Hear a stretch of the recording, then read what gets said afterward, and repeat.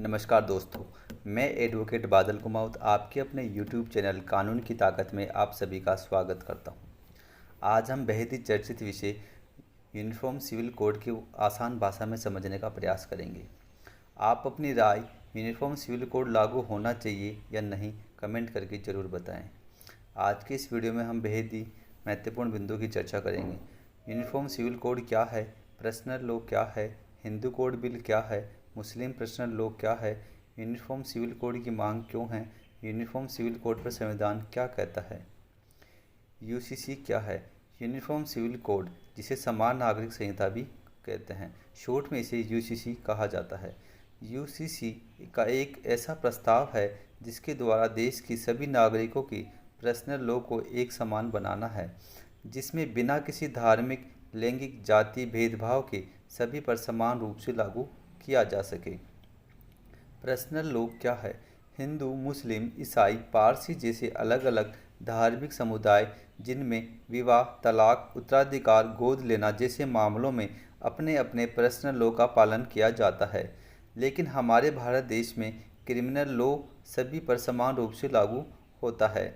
Personal law British काल में धर्मों को, प्रथाओं को, धार्मिक ग्रंथों को ध्यान में रखकर अलग अलग समय पर बनाए गए थे।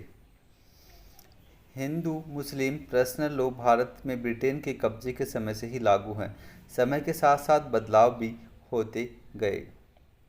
हिंदू कोड बिल क्या है?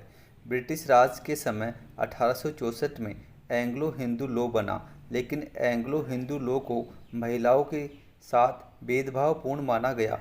देश के आज़ाद होने के बाद भी बाल विवाह, उत्तराधिकार जैसे मामलों में बदलाव के लिए 1956 में हिंदू समुदाय के लिए संसद द्वारा हिंदू कोड जारी किया गया। हिंदू कोड बिल के अस्तित्व में आने से महिलाओं को अधिक अधिकार मिल गए, जिनमें उनके लिए पिता की संपत्ति में अधिकार भी शामिल था। हिंदू कोड बिल हिंदू समुदाय के साथ साथ बौद्ध धर्म, जैन धर्म, सिख समुदाय पर भी लागू होता था। मुस्लिम पर्सनल लॉ क्या है? मुस्लिम समुदाय में विवाह, तलाक, उत्तराधिकार के लिए मुस्लिम पर्सनल लॉ है। शरीयत एप्लीकेशन एक्ट 1937 का निरंतर रूप से पालन कर रहा है, हालांकि यह भी अनेक लोगों द्वारा महिला विरोधी माना जाता है। साल 2017 में सुप्रीम कोर्ट ने इस पर्सनल लॉ के तहत दिए जाने वाले 3 तलाक को असंवैधानिक करार दे दिया। साल 2019 में संसद में मुस्लिम महिला bill, Muslim woman protection of right on marriage act 2019 कानून लाया गया। 3 तलाक को कानूनन अपराध घोषित कर दिया गया। मुस्लिम समुदाय ने इस कानून का विरोध किया। उनका कहना था कि यह पर्सनल लॉ पर हमला किया गया है। समान नागरिक संहिता की मांग यह एक महत्वपूर्ण राजनीतिक मुद्दा रहा है। भाजपा इस मुद्दे को लेकर आक्रामक रही है। साल 2019 में अपने घोषणा पत्र में इसे लागू करने का वादा भी किया था। कुछ लोगों का मानना है कि यह देश की समानता लाएगा। कुछ लोग मानते हैं कि यह असंवैधानिक, अल्पसंख्यक विरोधी है।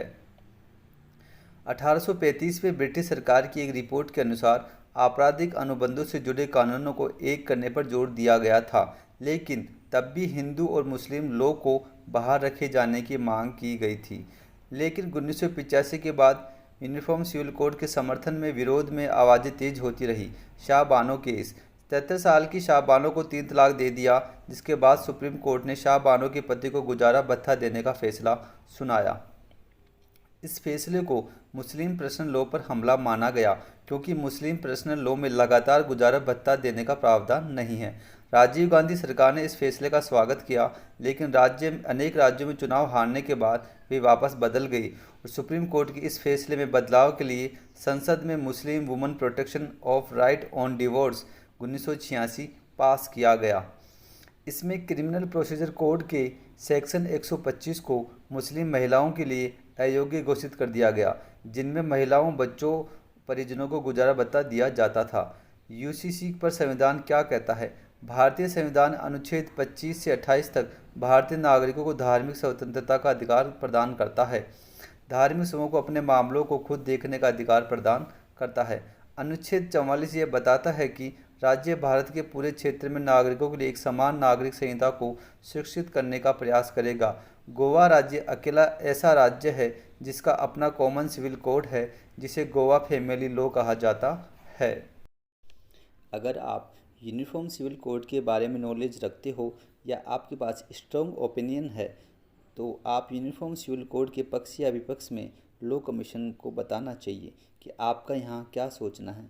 भारत के लोग यूनिफॉर्म सिविल कोड के बारे में क्या सोचते हैं, लॉ कमीशन के सामने पहुँच सके।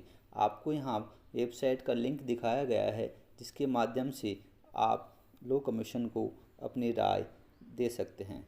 हमारी वीडियो को देखने के लिए धन्यवाद। प्लीज़ लाइक करें, शेयर करें और सब्सक्राइब करना ना भूलें।